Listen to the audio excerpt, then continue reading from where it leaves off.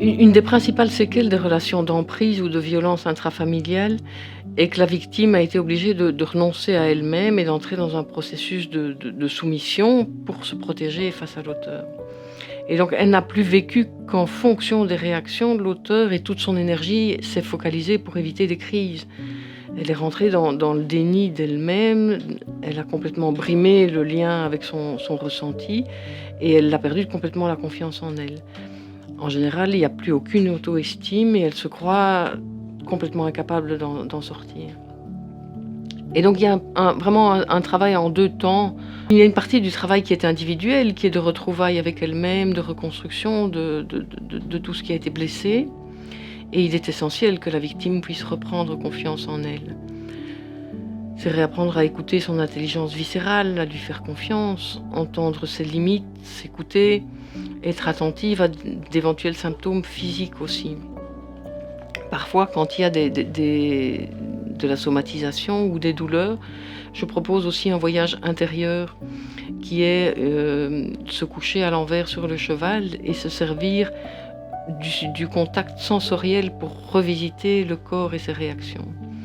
C'est aller reconnaître les souffrances passées, c'est valoriser aussi la résistance qu'on a eue d'être toujours là et proposer parfois un autre fonctionnement. C'est remplacer un souvenir souffrant par une perspective plus optimiste ou même par des sensations qui sont plaisantes et qui sont fortes dans le lien au cheval.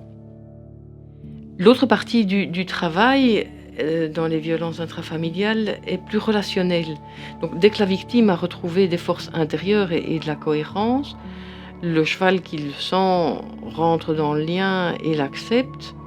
Lui, de son côté, pour se protéger en cas de danger, il a toujours été à la recherche d'un leader crédible et digne de confiance. C'est seulement quand on est dans cette attitude de confiance qu'il peut se fier à nous et qu'il a envie de nous suivre, et donc il valide notre pleine présence. Et de son côté, la victime peut aussi éprouver la sensation d'une relation qui n'est plus basée sur le contrôle, mais sur le respect, avec un impact d'autant plus important que le cheval représente un animal qui est très puissant. Si elle a pu avoir peur d'un auteur, la présence face à un animal aussi gigantesque pouvait faire encore plus peur, et pourtant, elle le surmonte et elle vit de façon sereine un lien qui... Au bout du travail thérapeutique, la personne ne se présente plus comme une victime inéluctable, mais elle est capable d'identifier des relations toxiques pour elle et elle est capable d'y mettre un terme.